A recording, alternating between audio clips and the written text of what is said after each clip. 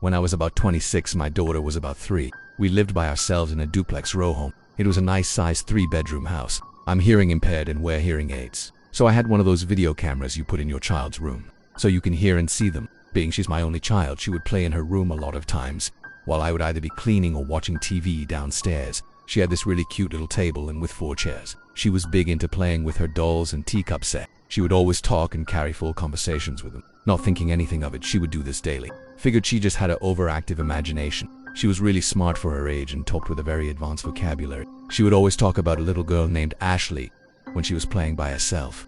Once again, not thinking anything about it. Well, downstairs, I had a fireplace that wasn't used anymore. And most fireplaces have some type of mantle where you can put things, basically a shelf if you want to call it. Mind you, my daughter was about 3, she barely knew how to spell her own name. I was cleaning around the fireplace and I shit you not, there on the bottom of the fireplace in red crayon is the name Ashley. So I'm thinking at this point something is not setting right. I have my child talking to her imagery friend named Ashley. I just now discovered the name Ashley under the fireplace. So then I proceeded to ask her questions about her friend. A 3-year-old should not be going into great detail about her friend. She then tells me in detail what this Ashley person looks like, telling me she's about 6 or 7 years old, long black hair and is missing her face. Okay, now shit is getting really weird. I ask her to draw mommy a picture. She draws me a picture of this little girl in a fire. I'm starting to kind of freak out a little. Then things start happening in our house. Things start coming up missing and put in random places. I start feeling cold spots near the upstairs and in the basement. So then we're both watching TV downstairs. You know, as a parent, when you cuddle with your little one and they fall asleep on you.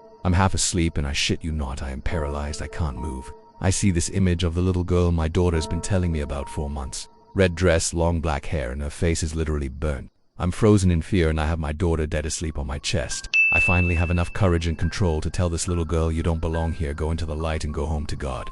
I swear after saying those words, my daughter never brought her up again. It was by far one of the most realistic things I've ever encountered. I have a few more, but that's for another time. My daughter is 16 now and she still remembers her friend. Also, I must note, I brought it up to the landlord a few weeks after it happened. He literally froze when I asked if there was a fire. He said yes, in the basement, a little girl named Ashley was trapped and wasn't able to escape due to the door being stuck. When I was little, my grandparents lived near an old cemetery. Old crumbling crypts. And the neighborhood kids played there. One night, we were playing a game they called Ghosts in the Graveyard. Hide and seek tag. One had stood at one end, everyone scattered. Then it would walk straight through looking for everyone. The goal was for it to walk by without seeing you, then being able to get back to the starting scene. I ran to one side and climbed up to the top of a crypt and hid behind a stone angel. Was up there for a little while, trying to see where everyone was, and I heard someone talking. I peeked around the angel and saw 2 people, probably mid-late teens, guy and girl. The girl looked up, I assumed saw me. She dropped the flashlight she had and started screaming. God, she was so loud. She ran away, still screaming with the guy chasing behind her. I was about 7 light hair, just outside Baltimore. I've had a few supernatural experiences, but the one I usually go to is when I worked in a supermarket. I grew up in a farm town, and the only place to get groceries besides the grossly overpriced Shopko on the edge of town was the family-owned supermarket, Robertson's. The Robertson family was very active in the community, but also had a reputation from miserly to straight-up evil, depending on who you asked. If you asked me and the rest of the bag boys, Robertson's had a dark aura around it. Many features contributed, like the vaulted ceilings in the back rooms, the creaking floors in the upstairs offices, and the door hidden behind a pile of old shelves that seemed to lead under the loading dock. The worst was the patriarch of the Robertsons, Blaine. He was too old to handle the business decisions, but he was too stubborn to let his toupee-toting son take it out of his hands. So he spent his days shuffling around the floor, antagonizing the bag boys at every turn. He'd chastise us for clocking in more than 1 minute early.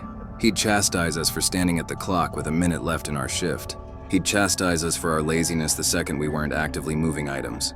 I always joked that Blaine was a vampire. He just refuses to die.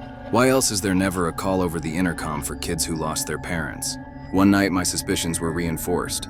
Blaine had showed up about 9 to take care of some office work upstairs. With all of our closing duties done, my partner for the night and I lollygagged in the stockroom right at the foot of the office stairs. When 10 rolled around and it was time to close, I figured I'd let Blaine know we were locking up. I started up the stairs and suddenly noticed it was dark. I got to the top and looked around. Not a single light in the offices was on. We had stood at the bottom of the stairs the whole time, and Blaine hadn't passed us. Even when Blaine isn't looming like Nosferatu, strange things happen upstairs. The exposed water pipes leading upstairs twang like someone hit them with a hammer. Footsteps on the creaky floor echo through the whole back room. All of this happens when the offices are pitch black, as we stand next to the stairs. One night, my partner and I got freaked out by the noises from the offices and decided to spend the remainder of the shift lapping the store. But as we walked perpendicular to the aisles, a can of green beans halfway down the vegetable aisle suddenly fell off the shelf. We put it back in place and started walking again. 2 aisles down, another can fell off. This time, as I put it back in place, a can 15 feet down the aisle flew off the shelf. We left that one sitting and huddled around the cash registers for the rest of the shift. To top it off, though, a bag boy requested to be taken off night shifts after an experience he had in the break room. The break room has 2 small bathrooms, male and female. He was taking his dinner break when he heard a baby crying from the women's bathroom. He had been in there 5 minutes already and hadn't seen anyone come in, much less with a baby.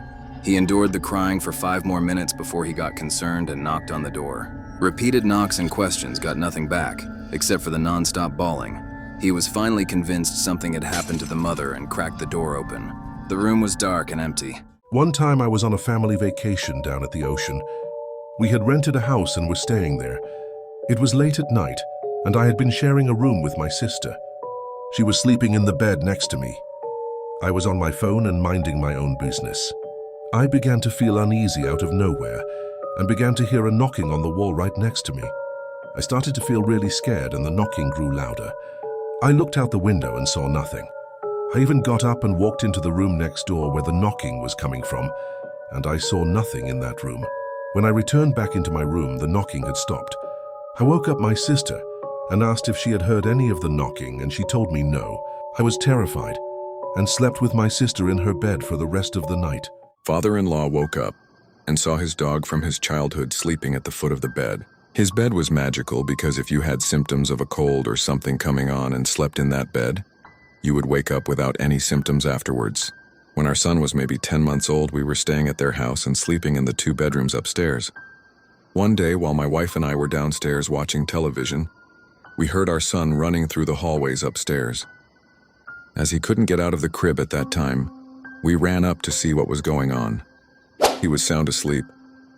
My coworker's story was about a tradesman I worked under when I was an apprentice. He later went on to be the maintenance man for our main office building and worked in the basement there.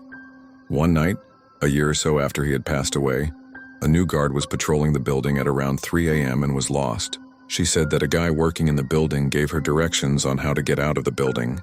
When she reported to the guard sergeant what had occurred, the sergeant said no one should be in that building.